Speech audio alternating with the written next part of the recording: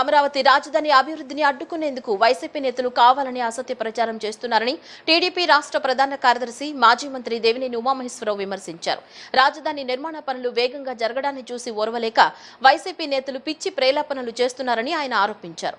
గత 5 ఏళ్లలో అమరావతి అభివృద్ధిని పూర్తిగా అడ్డుకున్న వైసీపీకి ఇప్పుడు రాజధాని గురించి మాట్లాడే నైతిక హక్కు లేదన్నారు. అమరావతి రైతుల త్యాగాలు, మహిళల ఆవేదన కారణంగానే గత ఎన్నికల్లో వైసీపీ ఘోర పరాజయం పాలై కేవలం 11 సీట్లకే పరిమితమైందని వ్యాఖ్యానించారు. పులివెందుల శాసనసభ్యులు వైఎస్ జగన్మోహన్ రెడ్డి పిచ్చి ప్రేలాపనలన్నీ కూడా నిన్న మొన్న చూసాం.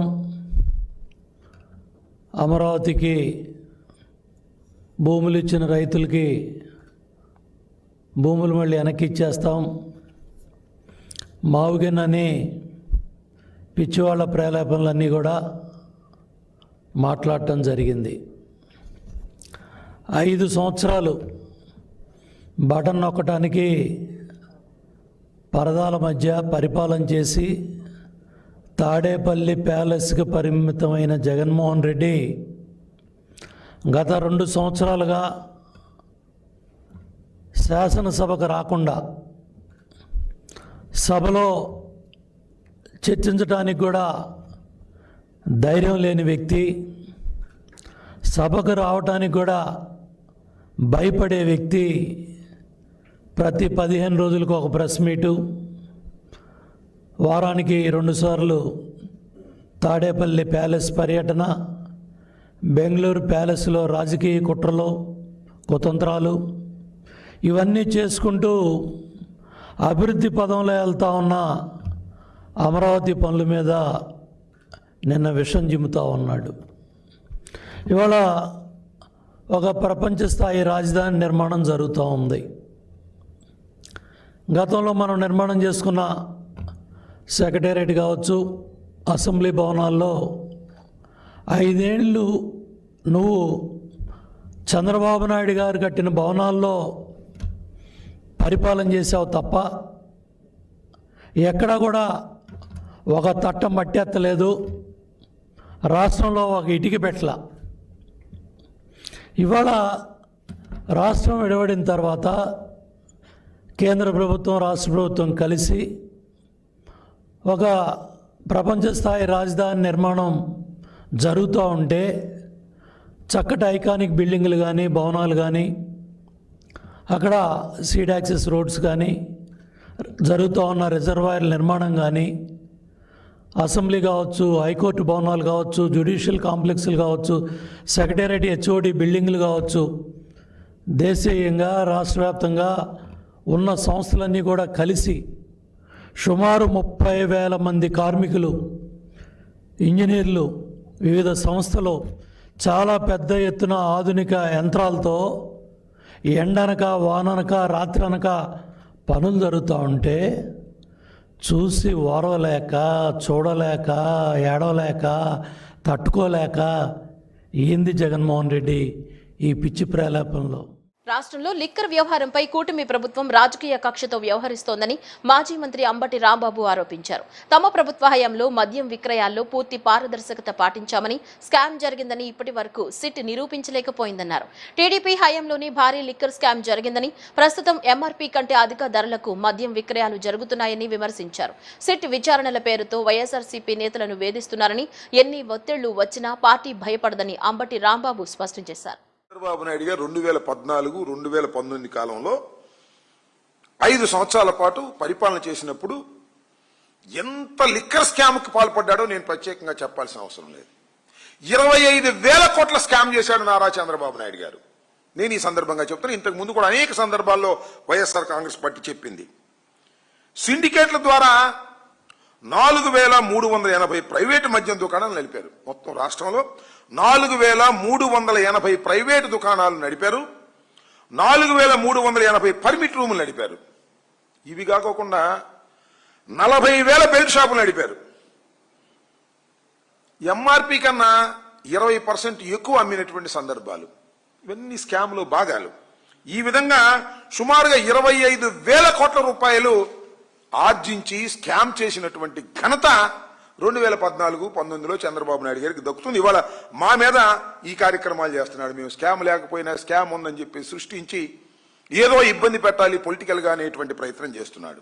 మీకు గుర్తు చేస్తా, కేబినెట్ ఆమోదం లేకోకుండా, ఫైనాన్స్ డిపార్ట్మెంట్ అంగీకారం లేకోకుండా ప్రివిలేజ్ ఫీజును రద్దు చేశారు.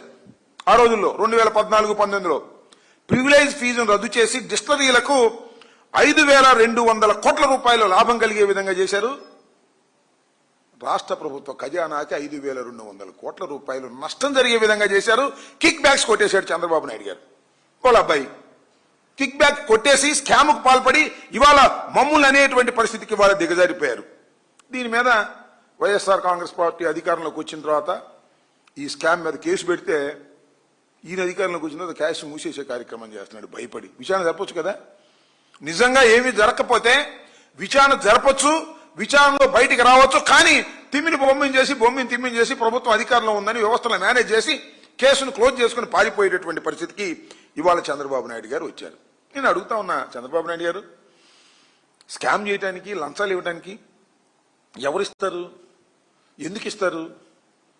డిస్టిలరీలో బేసిక్ వాల్యూని పెంచి, అంటే బాటిల్ 5 రూపాయలు 10 రూపాయలు ఉందనుకో, దాన్ని పెంచి ప్రభుత్వం కొంటేస్తారా, తగ్గించి కొంటేస్తారా? ఏపీ ప్రభుత్వం నిర్వహించిన మెగా డిఎస్సి నియామకాల్లో అక్రమాలు జరిగాయనే అనుమానాలను ప్రభుత్వం తీరిస్తేనే అభ్యర్థులకు న్యాయం జరుగుతుందని వైసీపీ ఎమ్మెల్సీ చంద్రశేఖర్ రెడ్డి అన్నారు. డిఎస్సిపై తాము లేవనెత్తిన ప్రశ్నలకు ప్రభుత్వం స్పష్టమైన సమాధానం ఇవ్వడం లేదని, కాల్ లెటర్ల జారీ, రిజర్వేషన్ల అమలు, సెలక్షన్ ప్రక్రియలో పారదర్శకతపై సందేహాలు ఉన్నాయని విమర్శించారు. రిక్రూట్మెంట్ విధానాన్ని పునఃసమీక్షించి పూర్తి వివరాలను వెల్లడించాలని ఆయన ప్రభుత్వాన్ని డిమాండ్ చేశారు. ఈరోజు కోనా శశిధర్ గారు స్కూల్ ప్రిన్సిపల్ సెక్రటరీ, అలానే అజయ్ జైన్ గారు స్పెషల్ చీఫ్ సెక్రటరీ, వీరందరూ కూడా ఈరోజు ప్రెస్ మీట్ పెట్టడం జరిగింది. గత వారం కూడా ప్రిన్సిపల్ సెక్రటరీ గారు ప్రెస్ మీట్ పెట్టినప్పుడు ఆయన చెప్పినటువంటి వాటిల్లో ఉన్నటువంటి అసత్యాలన్నింటినీ కూడా మేము ప్రజల ముందుకు తీసుకురావడం కూడా జరిగింది. అదేవిధంగా ఈరోజు మాట్లాడినటువంటి అంశాల్లో కూడా వారు అన్నీ కూడా అసత్యాలు మాట్లాడడం కూడా జరిగింది. ఒక అరగంట ముందే వారి ప్రెస్ మీట్ పూర్తి కావడం కానీ, ఆ ప్రెస్ మీట్ వినిన తర్వాత ప్రజలకి వాస్తవాలు తెలియచేయాలన్న ఉద్దేశంతో ఇప్పుడు సమయం రాత్రి 7:30 అవుతున్నా కూడా ఇప్పుడు వైఎస్ఆర్సీపీ ప్రెస్ మీట్ పెట్టి వాస్తవాలని ప్రజల దృష్టికి తీసుకురావడానికి ప్రయత్నం చేస్తా ఉంది. ప్రధానంగా ప్రిన్సిపల్ సెక్రటరీ గారు చెప్పినటువంటి, కోనా శశిధర్ గారు చెప్పినటువంటి అంశాల్లో ప్రధానంగా ఆయన చెప్పింది ఏంటంటే, మేము కాల్ లెటర్స్ పంపించింది 1:1 రేషియోలోనే పంపించినాము అంటున్నారు. అసలు 1:1 రేషియోలో కాల్ లెటర్ పంపించినాము అంటే దాని అర్థం ఏంటి అని అన్నది ఒకసారి అర్థం చేసుకోవాలి. కాల్ లెటర్ కింద ఏదో కొన్ని కండిషన్స్ రాసినాము అంటారు. కండిషన్స్ ఎప్పుడు కూడా ఉంటాయి. తెచ్చినటువంటి సర్టిఫికేట్స్లో కనుక జెన్యున్నెస్ లేకపోతే వారికి పోస్ట్ ఇవ్వకుండా ఉండేదానికి అవకాశం ఉంటుంది. 1:1 అని మీరు కన్ఫర్మ్ చేస్తా ఉన్నారు. 1:1కి అర్థం ఏంటి అన్నది మీరు ఒకసారి అర్థం చేసుకోవాలి. రెండో పాయింట్కి వచ్చేటప్పటికి హారిజాంటల్ రిజర్వేషన్ అని మేము మొట్టమొదటిగా అప్లై చేసినాము. దానివల్ల ఈ సమస్యలు వస్తాయి, 1:1లో పిలిచినా కూడా ఉద్యోగాలు రావు అని చెప్పి ఆయన మాట్లాడడం జరిగింది. ఇది ఎంత అసంబద్ధంగా ఉందంటే, మీకు అంటే ఆయన చెప్పినటువంటిది బేసిక్గా ఆయన చెప్పిన దానికి ఇంకోటి కూడా చెప్తాను. ఆయన ఆర్టీసీ బస్ ఎగ్జాంపుల్ చెప్పినారు, నేను ఇంకొక ఎగ్జాంపుల్ చెప్తాను. వర్టికల్ రిజర్వేషన్, హారిజాంటల్ రిజర్వేషన్, ఇవి రెండు కూడా ఉంటాయి మామూలుగా రిజర్వేషన్ సిస్టంలో. వర్టికల్ రిజర్వేషన్ అంటే OC, BC, SC, ST, EBC వీరందరినీ కూడా వర్టికల్ రిజర్వేషన్లో అకామిడేట్ చేయడం జరుగుతుంది. మచిలీపట్నంలో వరుస గొలుసు చోరీలకు పాల్పడుతున్న 2 వ్యక్తులను సీసీఎస్ పోలీసులు అరెస్టు చేశారు. వారి నుంచి 8.5 లక్షల రూపాయల విలువైన 69 గ్రాముల బంగారు ఆభరణాలను స్వాధీనం చేసుకున్నారు. నిందితులు కైకలూరు ప్రాంతానికి చెందిన మహమ్మద్ కాజా మహమ్మద్, హిమాం షరీఫ్ గా పోలీసులు గుర్తించారు. ఈ మేరకు కేసు నమోదు చేసి దర్యాప్తు చేస్తున్నారు. మచిలీపట్నంలో వరుస గొలుసు చోరీలకు పాల్పడుతున్న 2 వ్యక్తులను సీసీఎస్ పోలీసులు అరెస్టు చేశారు. వారి నుంచి 8.5 లక్షల రూపాయల విలువైన 69 గ్రాముల బంగారు ఆభరణాలను స్వాధీనం చేసుకున్నారు. నిందితులు కైకలూరు ప్రాంతానికి చెందిన మహమ్మద్ కాజా మహమ్మద్, హిమాం షరీఫ్ గా పోలీసులు గుర్తించారు. ఈ మేరకు కేసు నమోదు చేసి దర్యాప్తు చేస్తున్నారు. కృష్ణా జిల్లాలోని మచిలీపట్నం సబ్ డివిజన్ ఏరియాలో ఈ మధ్యకాలంలో స్నాచింగ్ జరుగుతున్న దృశ్య కృష్ణా జిల్లా ఎస్పీ గారైన శ్రీ వి విద్యాసాగర్ నాయుడు ఐపీఎస్ గారి ఆదేశాల మేరకు మచిలీపట్నం సిసిఎస్ సిఏ వరప్రసాద్ ఆధ్వర్యంలో ఆయన CCS SI Nagaraju, Machilipatnam SI Jagadish ఈ సిబ్బంది జాయింట్ ఆపరేషన్లో భాగంగా ఈరోజు మధ్యాహ్నం 1 గంట టైంలో మచిలీపట్నం పాండురంగ హై స్కూల్ దగ్గర వెహికల్ చెకింగ్ చేస్తుండగా 2 వ్యక్తులు బైక్ మీద అనుమానాస్పదంగా తిరుగుతుండగా సిసిఎస్ సిఐ వరప్రసాద్ ఆయన సిబ్బంది సహకారంతో 2 అరెస్ట్ చేసి ఇంట్రాగేషన్ చేయగా వారి పేర్లు షేక్ కాజా మొయిద్దీన్, షేక్ ఇమాం షరీఫ్. వీళ్ళిద్దరూ కూడా పాత నేరస్తులు. ఇద్దరు కైకలూరు ప్రాంతానికి చెందిన వ్యక్తులు వీళ్ళిద్దరూ. వీరు మే నెల 11వ తారీఖు నైట్ 8 గంటలకి ఒంటరిగా నడుచుకుని వెళ్తున్న మహిళ మెడలో నుంచి 2 బంగారపు చైన్ స్నాచింగ్ చేసి పారిపోవడం జరిగింది. అట్లాగే లాస్ట్ ఇయర్ ఆగస్టు 4వ తారీఖుని ఇట్లాగే ఒక మహిళ మెడలో నుంచి ఒక బంగారపు చైన్ దొంగిలించుకుని వెళ్ళిపోవడంతో ఆ నేపథ్యంలో చిలకలపూడి పోలీస్ స్టేషన్లో క్రైమ్ నెంబర్ రిజిస్టర్ కావడం జరిగింది లాస్ట్ ఇయర్ ఆగస్టు 4వ తారీఖుని. అట్లాగే మచిలీపట్నం పోలీస్ స్టేషన్లో 2025 నవంబర్ 14వ తారీఖుని ఇలాగే ఈ 2 వ్యక్తులే ఒక మహిళ మెడలో నుంచి బంగారపు నాంతాడు దొంగిలించుకుని పోవడం జరిగింది. ఈ చైన్ స్నాచింగ్ ఇన్ఫర్మేషన్ తోటి సిఐ గారు వాళ్ళ సిబ్బందితో ఈరోజు మధ్యాహ్నం 1 గంటకు అరెస్ట్ చేసి వారి వద్ద నుంచి సుమారుగా 60 గ్రాముల బంగారపు వస్తువులు, ఈ దొంగిలించబడిన చైన్లు 60 గ్రాములు బరువు గల చైన్లు, సుమారుగా 8.5 లక్షల వాల్యూ ఉంటుంది. ఈరోజు వారిద్దరి వద్ద నుంచి రికవరీ చేసి జ్యుడిషియల్ కస్టడీకి పంపించడం జరుగుతుంది. వైసీపీ నేత మాజీ ఎమ్మెల్యే బొల్లా బ్రహ్మనాయుడు అరెస్ట్ రాజకీయ కక్ష సాధింపులో భాగమేనని వైసీపీ నేతలు లేళ్ల అప్పిరెడ్డి మండిపడ్డారు. భూ లావాదేవీల కేసులో ఆయన పేరు అగ్రిమెంట్లో లేకపోయినా అక్రమంగా అరెస్టు చేశారని ఆరోపించారు. అసలు ఈ వ్యవహారంలో బ్రహ్మనాయుడు నిందితుడు కాదని, మోసపోయిన బాధితుడేనని స్పష్టం చేశారు. ఫేక్ పత్రాలపై అనుమానం వచ్చి అధికారులకు సమాచారం అందించిన వారిలో బ్రహ్మనాయుడు కుటుంబ సభ్యులే ఉన్నారని, అలాంటి వ్యక్తిని నిందితుడిగా మార్చడం దుర్మార్గమని విమర్శించారు. కేవలం వైసీపీలో ఉన్నారనే కారణంతో టీడీపీ ప్రభుత్వం పోలీసులపై ఒత్తిడి తెచ్చి ఈ అరెస్టు చేయించిందని ఆరోపించారు. నిజంగా అక్కడ జరిగింది ఏంటని ఈ సందర్భంగా తెలుగుదేశం నాయకులు కూడా అడగదలుచుకున్నాం. అక్కడ పొలాలకు సంబంధించి ఫేక్ జీవోలు ఉన్నాయనే ఆలోచనతో ఎంఆర్ఓ గారు కంప్లైంట్ ఇవ్వడం జరిగింది. ఎంఆర్ఓ గారు కంప్లైంట్ ఇవ్వడానికి ముందు బొల్లా రమేష్ ఎవరైతే అగ్రిమెంట్ రాయించుకున్నారో, అగ్రిమెంట్ రాయించుకున్నటువంటి బొల్లా రమేష్ ఆ జిల్లా కలెక్టర్ని కలిసి ఆ పొలాలకు సంబంధించినటువంటి డాక్యుమెంట్స్ ఇచ్చి ఇదేదో అనుమానంగా ఉంది, దీనిపైన విచారణ చేయాలని చెప్పి బొల్లా రమేష్ కోరితే కలెక్టర్ గారు కింద ఎంఆర్ఓకు రాస్తే ఎంఆర్ఓ గారు ఎంక్వైరీ చేస్తే ఆ ఎంక్వైరీ చేసిన మీదట ఎవరైతే రైతులుగా చెప్పబడుతూ ఉన్నారో ఆ రైతుల మీద కంప్లైంట్ ఇవ్వడం జరిగింది. అది వాస్తవానికి ప్రభుత్వ భూమని, రైతులు ఫేక్ డాక్యుమెంట్ సృష్టించారు అని ఎంఆర్ఓ గారు స్థానిక పోలీస్ స్టేషన్లో కంప్లైంట్ ఇవ్వడం, దాన్ని ఎఫ్ఐఆర్ చేయడం కూడా జరిగింది. కానీ ఎఫ్ఐఆర్ చేసిన తర్వాత ఈ రాష్ట్రంలో ఉన్నటువంటి తెలుగుదేశం నాయకులు, ముఖ్యంగా పల్నాడు ప్రాంతానికి సంబంధించినటువంటి తెలుగుదేశం నాయకులు అందరూ కూడా హైదరాబాద్ చేరారు. బ్రహ్మనాయుడు గారి బంధువు బొల్లా రమేష్ గారు అగ్రిమెంట్ రాయించుకున్నారు. బొల్లా రమేష్ గారు బ్రహ్మనాయుడు గారి దగ్గర డబ్బులు తీసుకున్నారు.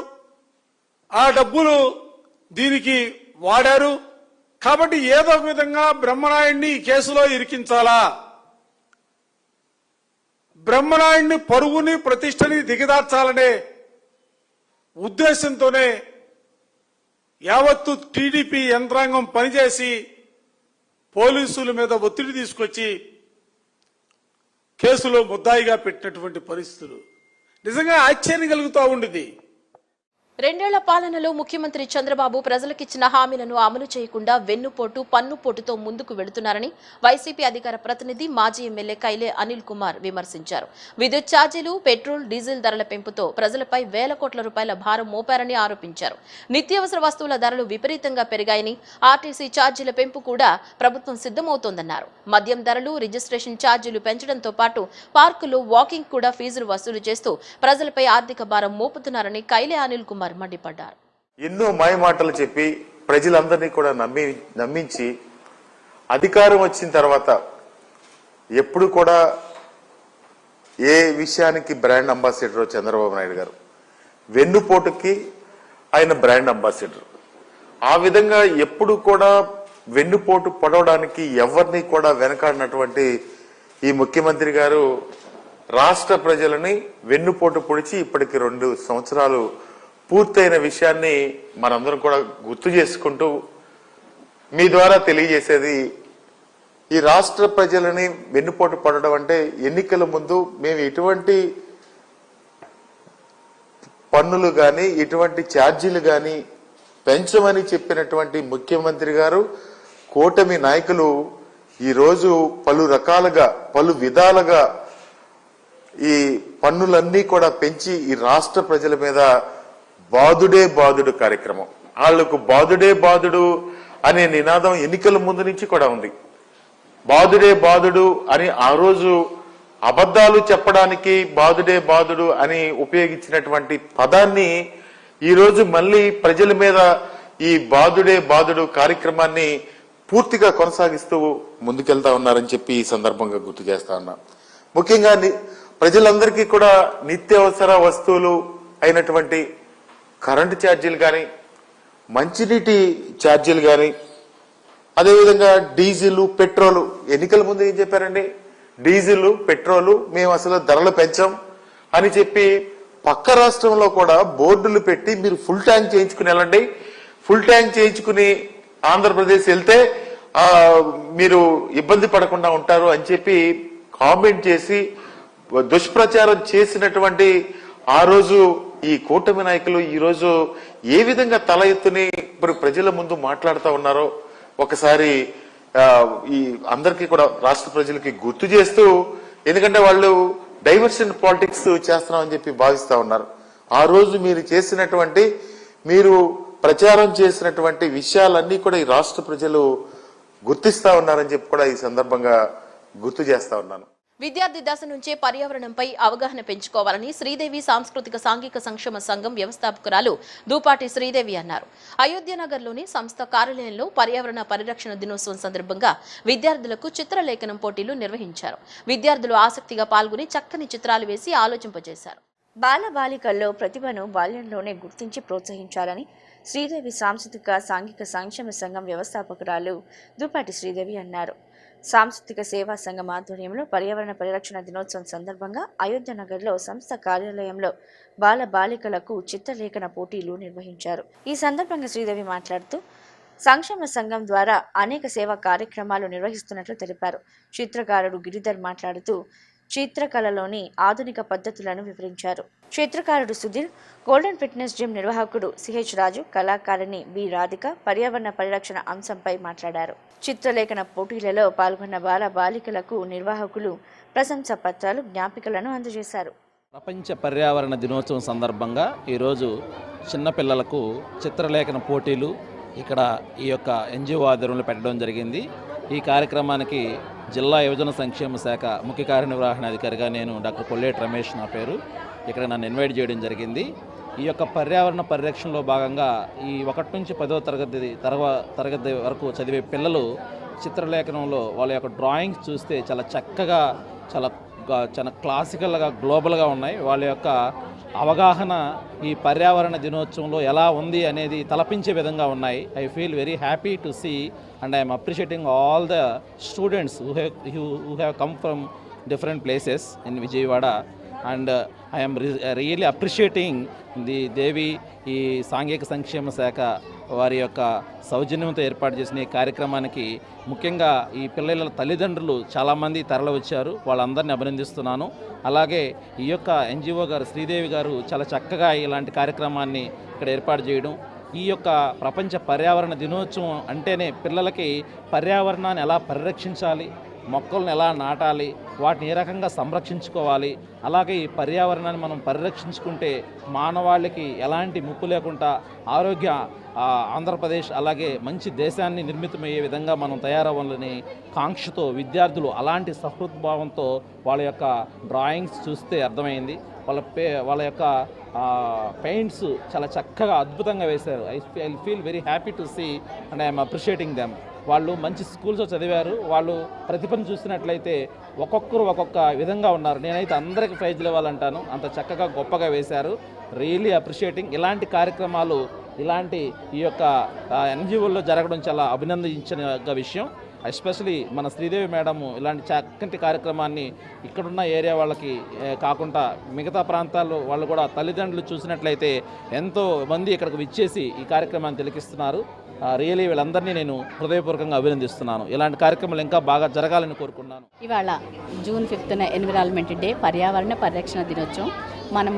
మనము ఎట్లయితే ముందు తరాల వాళ్ళకి చెట్లు నాటడం వల్ల ముందు తరాల వాళ్ళకి మనము ఆదర్శంగా నిలుస్తూ ఉంటామో, అలాగే మనకి బాగా ఎండలు ఎక్కువ ఉన్నాయి. ప్రతి ఒక్కళ్ళు చెట్టు నాటాలి. వాళ్ళ పుట్టినరోజు పేరుతోటి కేకులు అవన్నీ కట్ చేయకుండా చక్కగా ఒక మొక్క నాటితే ఇంత ఎండలు ఇంత ఇది ఉండదు. మనకి వర్షాభావం కూడా బాగా కురుస్తుంది, పంటలు బాగా పండుతాయి. దీనివల్ల ప్లాస్టిక్ ఒకటి వాడటం నిషేధించాలి. దానివల్ల పర్యావరణం బాగా ఉంటుంది.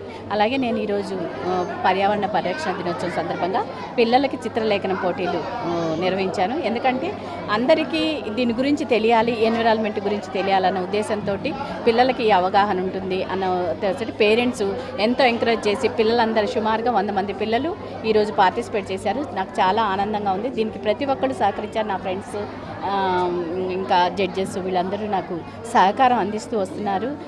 దానివల్ల నేను ఎన్నో ప్రోగ్రామ్స్ చేయగలుగుతున్నాను. ఈరోజు ఎన్విరాన్మెంట్ డే ప్రతి ఒక్కళ్ళు జరుపుకుంటున్నారు. ఇది మనకి ఎంతో అవసరం, భావితరాలకి మరీ అవసరము.